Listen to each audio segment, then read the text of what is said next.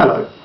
I wanted to explain why this channel is called Amanda Turlington, because obviously that's not my name. Obviously it's partly called that because it's obviously not my name, but it is in fact named after one of my characters that I wrote about in a story, and I'm now going to read you that story now. The story is called Amanda the Balloon Girl. It is quite long, so it's going to be more than one part. Okay. Amanda the Balloon Girl. It was my first day at Gremlin's toy shop. I had always wanted to work with children, so this was a big thing, and even though I was going to have to start at the bottom doing menial and probably humiliating tasks, I was really looking forward to it.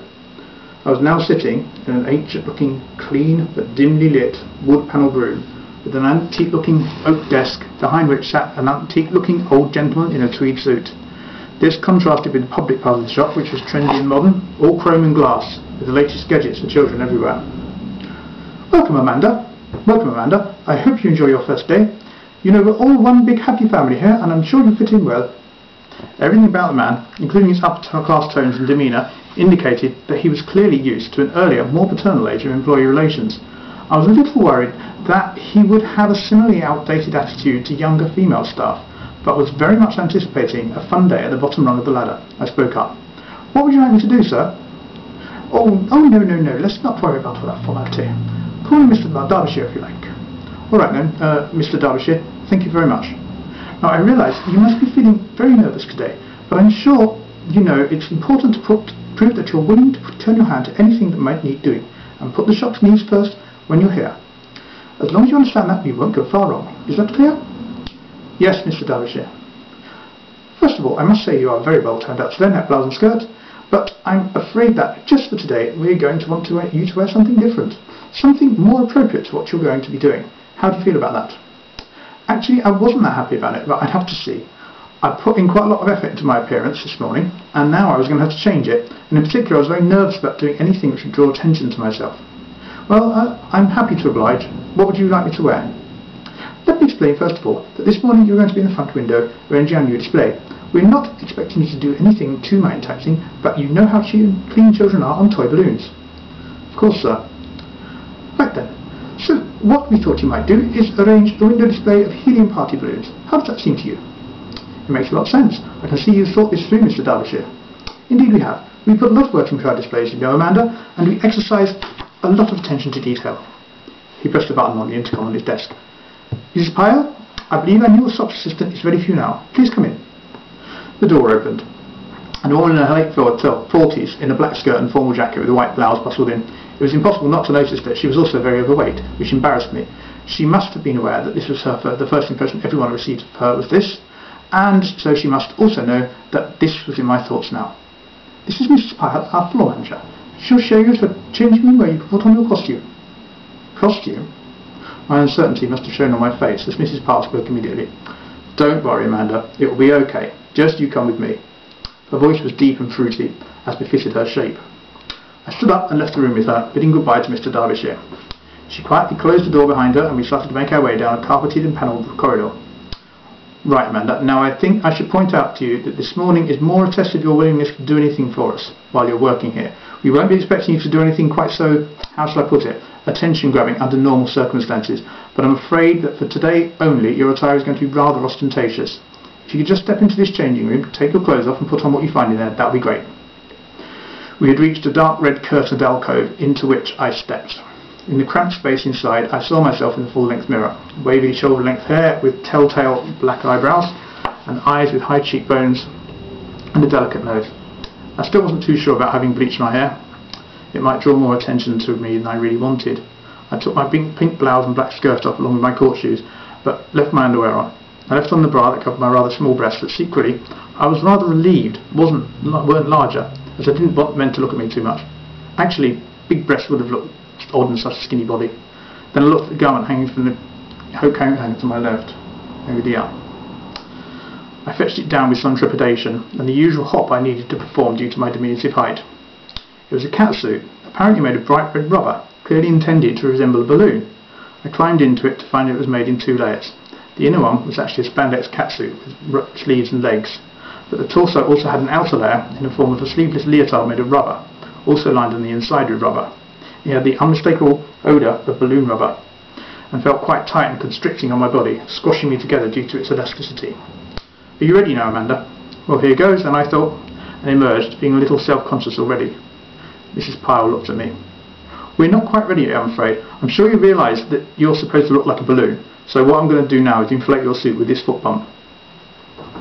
She whipped out a pump whose hose she screwed into an attachment at the bottom of my left-hand side and started pushing away hard, using her weight to full effect, pumping my suit up with air. I was going to have to go into the shop window in this scarlet catsuit, looking like a giant, fully inflated balloon. As she pumped away, the suit began to swell, and I felt it squeezing me harder and harder. As time went by, the suit slowly got rounder and bigger, and I started to push my arms up and my legs apart. After a couple of minutes, she was finished, unscrewed the nozzle, and closed the valve. Now the suit was well inflated. I could see wrinkles down my seams at the sides until they vanished from sight along the curve, and had to force my arms down to prevent them being pushed up diagonally, and squeeze my legs together to stop them from being forced out sideways. I couldn't actually see my legs, and my head was sitting in the middle of a rubber cushion of air, which curved away in front of me. To be honest, it was even difficult to turn my head enough to see either arm. Alright then, Amanda. Now I'd like to see you make your way through the shop to the front window by the high street. When you get there, you'll find a helium canister and some party balloons, which I'd like you to inflate and tie up. And I'd like half on the floor and half on the ceiling. There's a ladder, so you'll be able to reach. I started to walk out of the corridor and head for the window. I was immediately aware of how difficult it was to walk, because my arms and legs were splayed out by the pressure inside my balloon suit, and also how careful I had to be to avoid knocking toys off the shelves by unaccustomed bulk. This would be second nature to Mrs. Pyle. Luckily though, the shop was almost empty because it had just opened. I managed to struggle across the store to the window, making a constant squeaking noise and having my legs spring apart from each other with every step. By the time I reached the shop window, I was not just red in the face from embarrassment, but also from exertion, struggling against the air pressure in my balloon costume. How could I be expected to set up a window display wearing this? The window compartment contained a ladder, lots of uninflated balloons, some string, and a canister of what was presumably helium. Unfortunately, the balloons were lying all over the floor rather than just somewhere I could easily reach. I was going to have to struggle hard against the air just to bend over to reach the balloons. Being the height I was, it would be particularly hard for me to pick them up with my short arms. I started to bend over against the resistance of the balloon surrounding my torso and was confronted with more squeaking and creaking noises and the appearance of a horizontal crease roughly where my waist ought to have been. As soon as I paused, my suit sprang up into spherical shape and had to start again. I was certainly going to have to work hard to earn my wages today. I decided to lean against the ladder and gradually scoot my legs backwards so that I could gradually manoeuvre myself into a position diagonal enough to reach my arm down and grab a balloon. I was nearly there. Closer, closer. There was a pink balloon just beyond the reach of my fingers. It had been a considerable effort to bend my arm down far enough to reach the floor. Just a few centimetres more. I shifted my feet just slightly backwards. Suddenly I shot forwards and toppled onto my front. I wobbled up and down for a while before coming to rest, squashing the front of my catsuit somewhat, but the front of my body was still about 30 or 40 centimetres above the floor. My weight had forced the air outwards so that my limbs were now splayed out in an X shape, out of reach of the ground. With considerable effort, I bent my left arm down to the floor and managed to scoop up a dozen uninflated balloons. By now I was sweating and hot from the effort. How was I going to get back into a standing position? My right hand was in reach of the ladder, so I clasped one of its legs and hoisted myself up again, incidentally twisting my body round so that I was facing away from the window. I finally got back into a vertical position and became aware of a muffled murmuring coming from outside. I swiveled round to face the window. I felt my face go hot and a startled lurch in my stomach as I blushed to the roots of my hair, and my face must have become the same hue as my ballooning catsuit. There was a considerable crowd of people standing right outside the window, smiling, pointing and talking to each other about me and my predicament. I was like a comedy act to them, a thing of ridicule, and they had all seen my entire struggle to do anything at all in this humiliating costume. This had now definitely become the most embarrassing day of my life. I waddled over to the helium cylinder and placed the mouth of the first balloon over its nozzle, clutching the bunch of uninflated balloons in my other hand. After a very self-conscious few seconds of fiddling, I realised that the canister would release gas through the nozzle if I pressed the balloon firmly down onto it. The first balloon filled with gas painfully slowly. I felt an ever-increasing number of pairs of eyes boring into the back of my head as I waited for it to fill. Finally, the balloon was fully inflated. The next step was to bring my arms together closely enough to tie a knot in the neck of the balloon. With considerable effort, I reached around the bulk of my inflated suit to bring my arms close enough together to tie the first balloon, and finally succeeded after 3 attempts. I'm actually no good at tying balloons in the best of circumstances, and it was all I could do to stop it from flying off into the shop, but I did manage to tie it after a short while. I then picked up the scissors, which were lying on the stepladder next to the ball of string, and cut myself a length of string to tie to the balloon. Luckily, I could do all of this with one hand.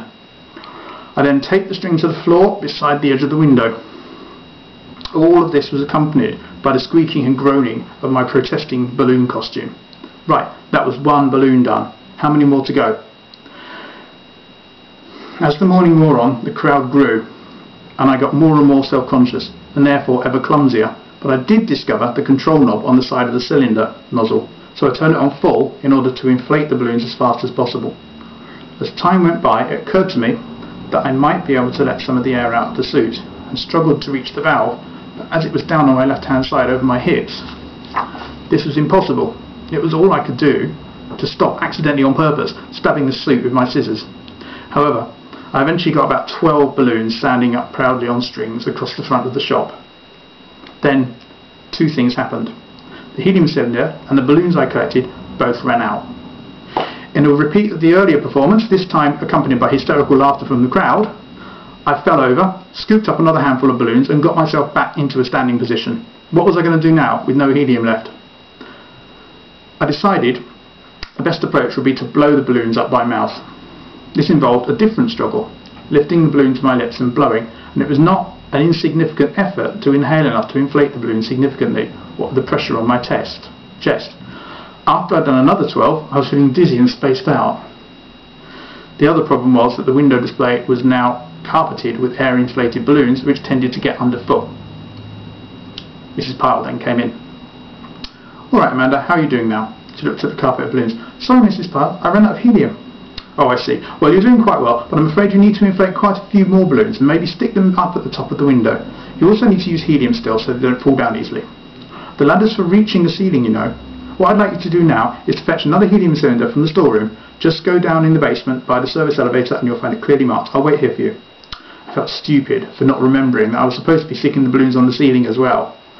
For a second time I made my way across the shop, but this time it was crowded with shoppers, many of them pointing and making comments about my apparently amusing appearance, a joke which had worn very thin very quickly for me. Due to all the people, many of whom stood still to look at me rather than get out of my way, it took even more effort to struggle across the store this time, and in fact I actually did knock a few toys off the shelves. The helium cylinder was, as Mrs. Fowler said, easy to find in the basement. What was considerably harder was the process of struggling into the lift with the canister, which was about twice the size of its predecessor, and wheeling it across the still crowded shop floor back to the window again. By the time I got back to where Mrs. Pyle was standing, I was completely out of breath, and I couldn't string 2 words together. I surely couldn't go on this way. Mrs. Pyle, on the other side, had seemed extremely pleased. "Amanda, you're doing tremendously. Just you keep going this way and you can't go far wrong. Is there anything you'd like me to do for you?" I decided to make a tiny complaint. "Well, actually, Mrs. Pyle, I was just wondering if you get a little of the air out of my costume." Mrs. Pyle looked very doubtful. Now, Amanda, don't you know how much business you're bringing into the shop by being dressed in that? No, I'm sorry. I actually think we need to inflate it more." "Oh, no, please no." I then noticed that she had the foot pump again. She proceeded to screw its hose into my valve and pump frantically and enthusiastically, blowing my suit up even bigger. By the time she replaced the valve, it seemed a miracle I could move at all. I swiveled myself round to the window, ready to resume my task, but she stopped me. "Hold on, Amanda, I'm not quite finished yet." She took a big, thick marker pen out of her jacket pocket and started to write something in huge letters down my front, reading each line out as she wrote it down. "Amanda," next line, "the balloon," and finally, well below my field of vision, or the part of the catsuit that was almost facing the floor, "girl." There you go, Amanda. That should help attract more attention. Now, if you could just inflate another 20 or 30 more balloons and stick them to the ceiling, that would be great. There's plenty of helium in that new cylinder and it's completely full. Bye now. This is proving to be a very testing day. By now I can hardly move at all with the costume in its now ridiculously inflated state. I could hear people outside reading my new title out and tittering to each other. Amanda the Balloon Girl! Amanda the Balloon Girl! I wanted to get this over with, so I turned the control knob all the way round on the new cylinder with such force that it jammed. There are a few balloons left on the step of the ladder closest to my hand, so I took one and stuck it onto the nozzle. It inflated bigger than all the other balloons had in far less time. In a brief moment of clarity, I noticed that the nozzle was as sharp as a needle. With even more effort, I managed to tie a knot in the neck and started to struggle up the ladder. The crowd started chanting in unison, Amanda the Balloon Girl! Amanda the Balloon Girl! Amanda the Balloon Girl! I couldn't concentrate on what I was doing, which was difficult enough in the first place. With their deafening voices in my ears and my vastly inflated suit, each step was a huge effort. The huge balloon, combined with my now even huger costume, was blocking my field of view almost completely. I suppose it was no surprise that I completely forgot about the slippery pile of balloons halfway up the ladder. I put my foot on that rung, slipped, and fell onto my front.